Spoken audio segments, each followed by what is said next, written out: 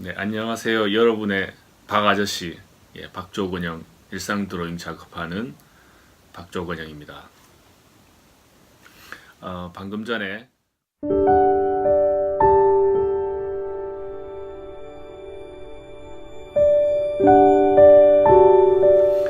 방금 전에 이현 작가님의 유튜브 동영상을 보다가 그분이 그림을 그리게 된 것들, 사람들이 궁금한 점들을 이야기하는 동영상을 보고 나도 그런 영상을 좀 찍어봐야겠다. 제가 그림을 전공한 사람은 아니었고 그림을 그려오면서 느꼈던 것들, 생각하는 것들, 추구하는 것들 이런 것들을 여러분들과 얘기하는 시간을 저도 수채화 공포증이 상당히 오래 있었거든요. 최근에 들어서는 좀 편해지기도 하고 며칠 전에는 수채화 나만의 좀 채색하는 방법들이 삘이 와서 저는 생산직 직장을 한 10년 정도 다녔고요. 직장을 다니면서 우연하게 그림을 그리게 됐습니다. 네. 어릴 때 중학교, 고등학교 때는 만화책 보고 많이 따라 그렸는데 잘 그리는 수준은 아니었어요. 그렇게 고등학교까지는 만화를 그냥 따라 그리다가 그렇게 하다가 원래 군대 가려고 했는데 서면에 보니까 노란옷 디자인 학원 같은 게 있더라고요. 그래서 저기 한번 다녀볼까. 또 그 노란옷 디자인 학원에서 전문대 입시 미술을 준비하는 친구들이 있어가지고 나도 이런 걸 뭘 해볼까 이런 생각도 들었고 그때 당시면 97년도입니다. 97년도에 전국에 만화 학과들이 조금씩 생겨나기 시작했어요. 그래서 만화방에서 보면 만화 잡지 책 뒤에 그 만화 학과들이 소개가 됐었거든요. 그래서 공주대학교하고 순천대학교하고 입시 준비를 해서 두 군데 시험을 쳤고 그때 미술학원을 한 4개월 정도인가 5개월 정도 다닌 것 같아요. 그래서 석고대생도 조금 그려보고 그다음에 순천대학교에는 뭐 수채화로 만화 상황들을 그리는 거였던가 하여튼 그래서 수채화도 조금 배우고 그때 잠시 미술학원에서 배웠다가 22살에 다시 공주대학교 만화예술학과에 그때는 전문대였는데 지금은 4년제로 바뀐 걸로 알고 있습니다. 거기에 입학을 했고 근데 제가 어릴 때부터 가정 환경 때문에 우울증을 지금까지도 조금 심각하게 힘들게 우울증에 힘들어 할 때면 죽고 싶은 생각도 자주 하는 그래서 개인 상담도 여러 차례 장기간 오래 받았고 우울증 약도 지금은 먹고 있습니다. 네. 작년에도 힘든 시간이 한 3개월 정도 있었고요.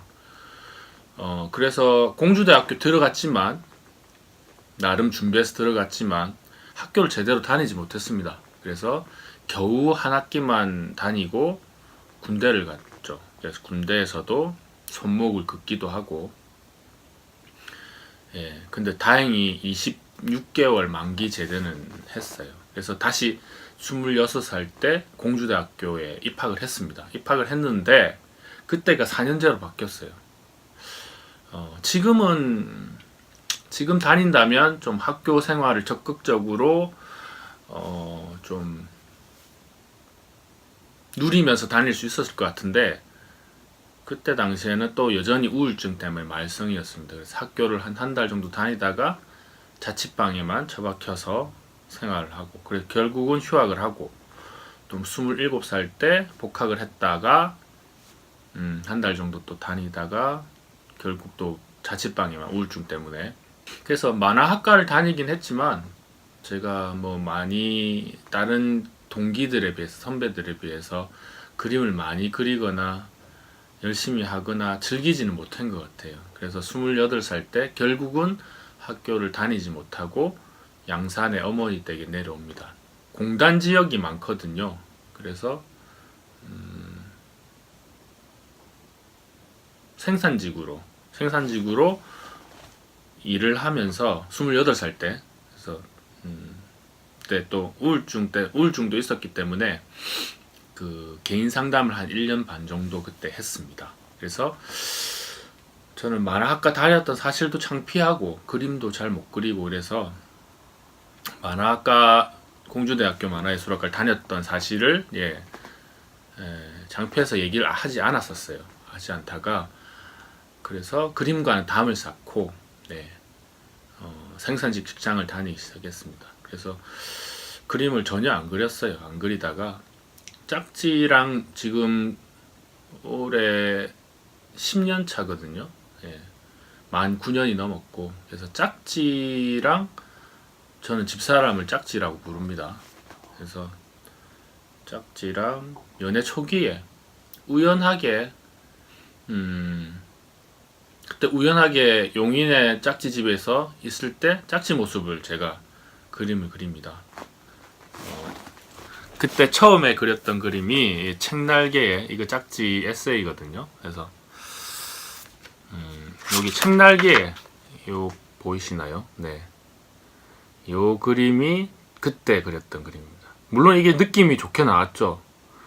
네. 그래서 책날개로 쓰였는데 그래서 짝지가 이걸 보더니 깜짝 놀라면서 막 호들갑을 떨면서 좋아했어요. 그래서 그 뒤부터는 자꾸 그때는 용인하고 양산하고 장거리 연애를 2년 했는데 만날 때마다 자꾸 자기 다이어리에다가 그림을 그려달랬어요.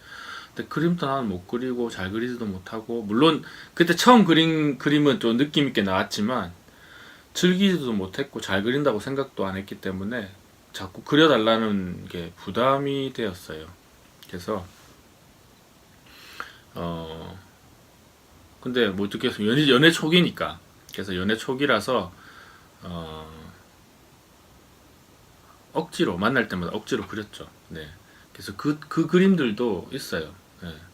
되게 좀 2D 캐릭터나 단순하게 그리고 억지로 그려서 억지로 시켜서 그림 뭐 이렇게 그림 밑에다가 매번 적었는데 근데 어떤 그림을 그리더라도 짝지가 정말 관심 있어했고 좋아했고 계속 그려보라고 했어요.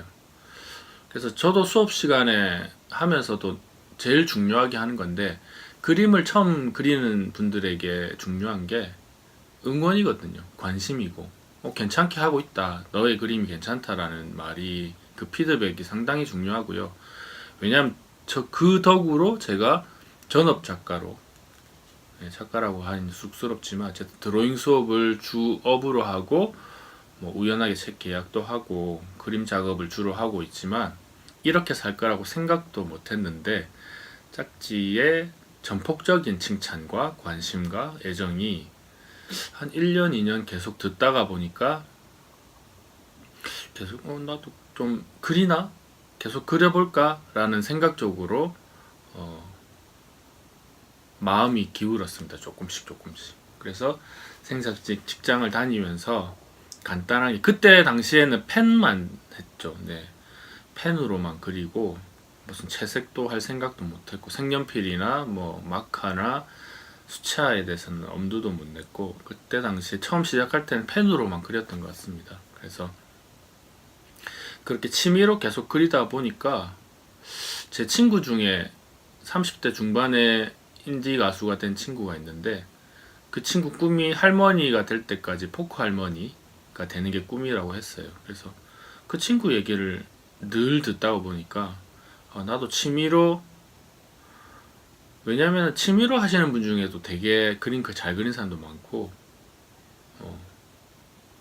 그래서 자꾸 그 실력 가지고만 비교를 하면 자꾸 좌절하게 돼요. 근데 할아버지 될 때까지 그림을 계속 그리면 뭐라도 돼 있지 않을까라는 생각에서 할아버지 될 때까지 일상 드로잉을 하는 게 제 좀 목표가 되었습니다. 그래서 그림을 시작하실 때 조금 길게 보셨으면 좋겠어요. 제가 앞으로도 여러 가지 그림에 대해서 그림하면서 궁금점 아니면 저는 슬럼프를 어떻게 극복했는지 뭐 이런 것들을 계속 여러 차례에 걸쳐서 뭐 말씀을 드리려고 해요. 왜냐하면 그림을 그릴 때 있어서 뭐 어디서 배우거나 미술학을 다니거나 저 같은 일상 드로잉, 뭐 여행 드로잉 작가한테 배우는 것도 중요하긴 하지만 어떤 마음을 가지고 그림에 접근하냐가 상당히 중요하거든요. 멘탈 싸움. 그래서 그림을 잘 못 그려도 본인이 그림 그리는 걸 좋아하고 계속 그리려고 하고 그 다음에 좀 느긋하게 길게 내다보면 그 사람은 즐겁게 그림을 그리게 돼요. 근데 그림을 아무리 잘 그려도 그림에 의미 부여를 하지 못하거나 아니면 자기는 잘 못 그린다고 생각을 하거나 너무 잘 하려고만 애를 쓰면 그림을 잘 그림에도 불구하고 그거를 취미로 가져가지 못하는 분들이 많이 있는 것 같습니다. 제가 수업을 해도 되게 잘 그리는 분인데 자기는 못한다고 생각하고 그거를 좋은 취미로 가져가지 못하시고 묵혀두시더라고요. 근데 그런 분들보다 이렇게 묘사력은 부족하지만 그래도 재밌게 계속 오랫동안 그리시는 분이 있습니다. 그래서 그림 실력도 중요하지만 그림을 어떤 마음으로 접근하는가가 상당히 중요합니다. 앞으로 여러 차례에 걸쳐서 이런 동영상을 찍을 건데 궁금하신 것들이 있으면 질문을 댓글을 남겨주셔도 좋고요. 그래서 앞으로 그림과 관련된 이렇던 그림 그리는 동영상뿐만 아니라 그리는 것에 필요한 어떤 마음가짐 자세들에 대해서도 여러 차례에 걸쳐서 영상을 찍도록 하겠습니다. 일상 드로잉 작가 박 아저씨, 밥이 아닙니다. 박 아저씨의 드로잉에 관한 얘기 앞으로도 관심 가져주시기 바랍니다. 좋아요, 구독 눌러주세요. 감사합니다.